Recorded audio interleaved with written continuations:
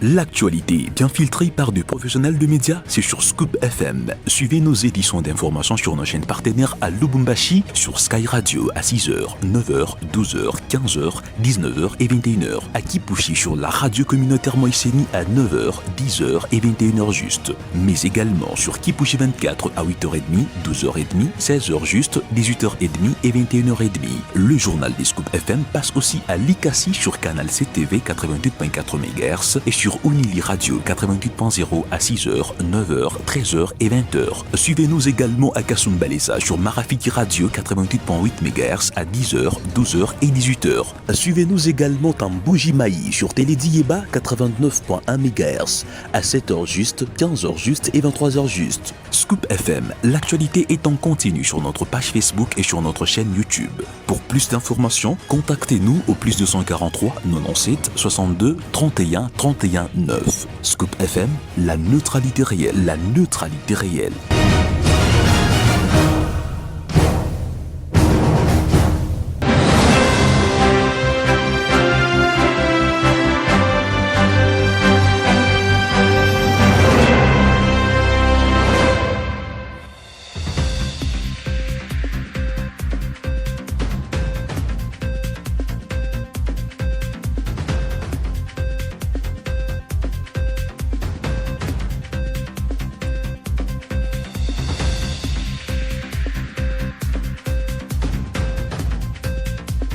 Bienvenue mesdames, bienvenue à vous également messieurs. À la une de cette session d'information, 3 hauts magistrats et un commerçant ont été lourdement condamnés pour corruption. Une décision qui marque un tournant dans la lutte contre la corruption au sein du système judiciaire.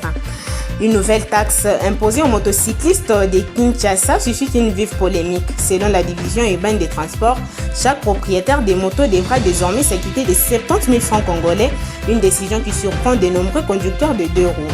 À suivre dans cette édition du journal présenté par Florence Kafunda sous la coordination de Christian Mouchampa.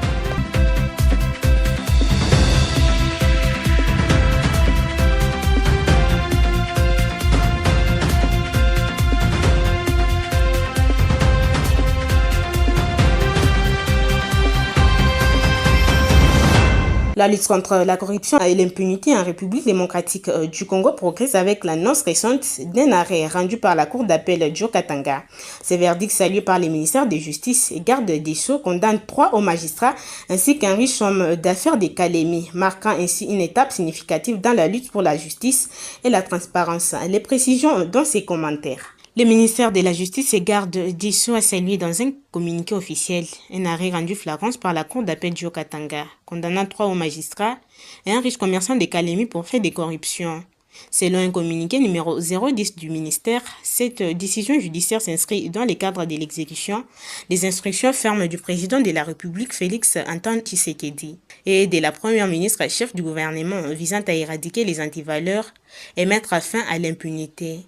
Les faits reprochés aux prévenus concernent une affaire de tentative de viol ayant donné lieu à un aménagement illégal des peines obtenu à la suite d'actes de corruption. Les ministères publics avaient saisi la justice contre les 3 magistrats de la Cour d'appel du Tanganyika ainsi que les commerçants corrupteurs. À l'issue du procès, les 4 accusés ont été condamnés à la peine de servitude pénale principale, sortie des sanctions complémentaires, notamment des amendes, l'interdiction d'exercer les droits civiques et l'exécution de l'accès aux fonctions publiques. Pour les ministères de la Justice, ces condamnations constituent une avancée majeure dans la lutte contre la corruption, l'impunité et le règne des intouchables. Elles introduisent la volonté des autorités de garantir une justice équitable sans distinction des statuts social ou des pouvoirs. La justice doit être la même pour tous, riches ou pauvres, grands ou petits, souligne le communiqué signé par des ministres d'État, ministre de la Justice et Garde des Sceaux Guillaume Ngefa. À Kasumbalesa, la panne prolongée de l'électricité plonge la population dans une précarité grandissante. Commerce paralysé, ateliers à l'arrêt, services essentiels perturbés, l'absence des courants fragilise l'économie locale et complique les quotidiens des ménages, contraints à des solutions coûteuses et temporaires. En attendant une issue annoncée mais incertaine, les habitants lancent un appel pressant aux autorités et à la SNEL pour un rétablissement rapide d'électricité. Sylvain Bala nous en dit plus. Dans le rue de Kasumbalesa, les habitants sont en proie à des difficultés inédites. La plupart des commerces, des ateliers et des services sont à l'arrêt. impactant directement l'économie locale. Nous avons rencontré quelques tenanciers de postes de soudure dont les activités sont particulièrement touchées par cette coupure.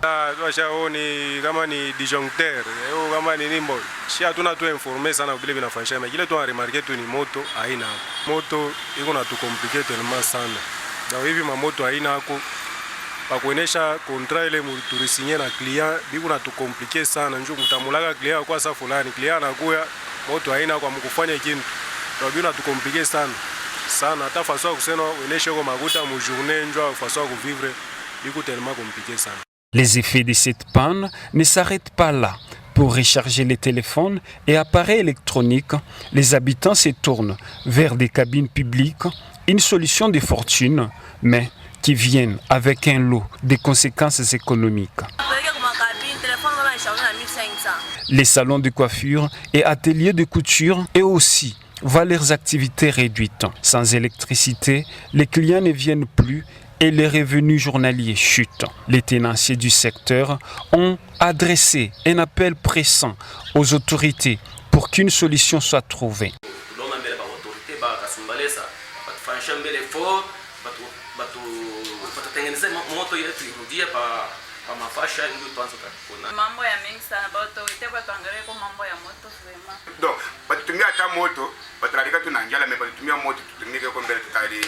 Et même les médias traditionnels de la ville, dont la mission est de tenir la population informée, sont impactés. L'absence du courant empêche de diffuser les informations en temps réel. Les radios et télévisions locales sont contraintes de fonctionner qu'avec générateurs, souvent uniquement en soirée. Les habitants de Kasumbalesa attendent désespérément le rétablissement du courant, mais à ce jour, aucune date officielle n'a été donnée. En attendant, la SNEL annonce qu'elle travaille sur la pose de nouveaux poteaux électriques pour connecter la ville à la nouvelle sous-station, une solution qui pourrait encore prendre un certain temps. Pour le moment, l'incertitude reste totale. La population de Kasumbalesa espère vivement un rétablissement rapide du courant tout en subissant les conséquences économiques et sociales de cette panne.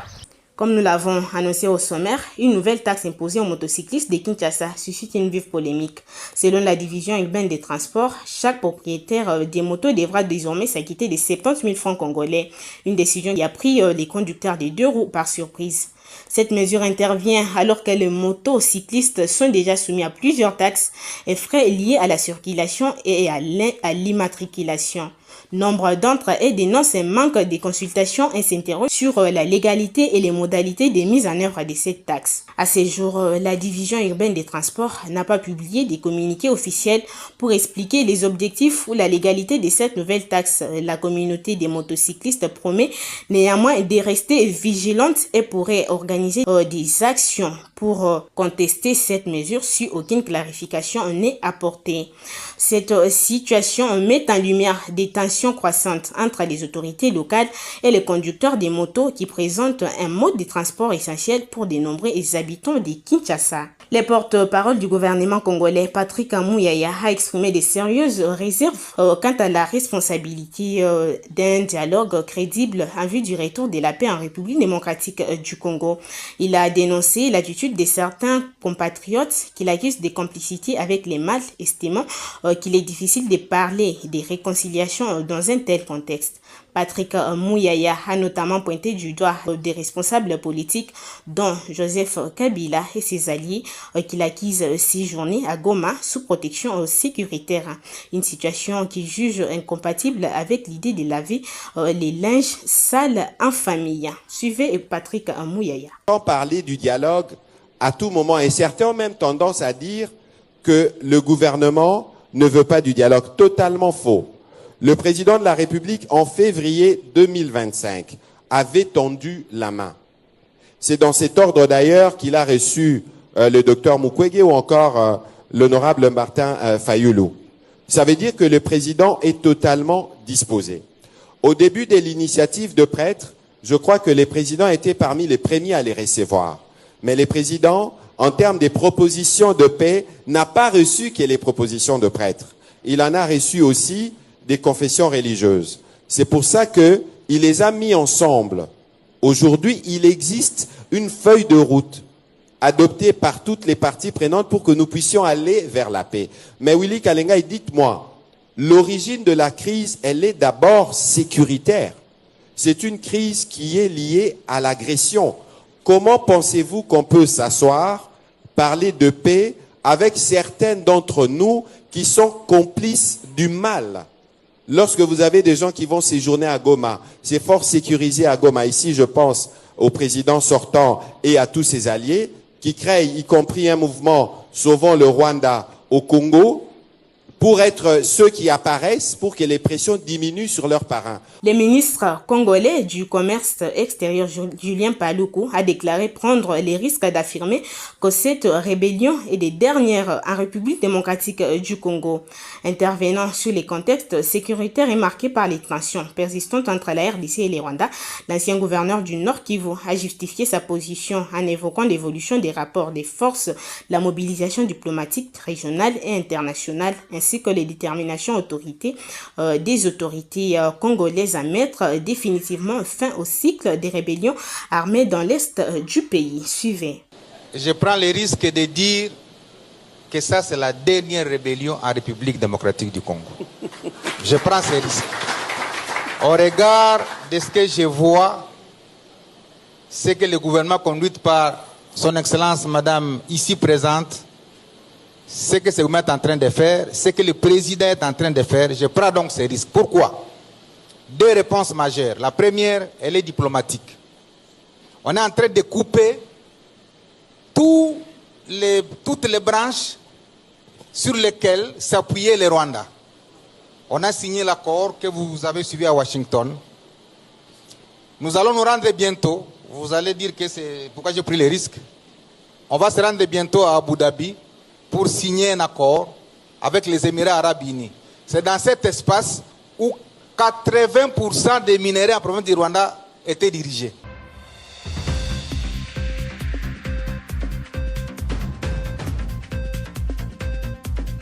C'est par ces reportages que nous mettons un terme à cette édition du journal, mesdames et messieurs. Merci à vous de nous avoir suivis. Florence Kafunda, c'était moi à la présentation. Grand merci à Christian Mouchampa pour la coordination. Quant à moi, je vous dis, portez-vous bien et nous nous retrouvons très prochainement.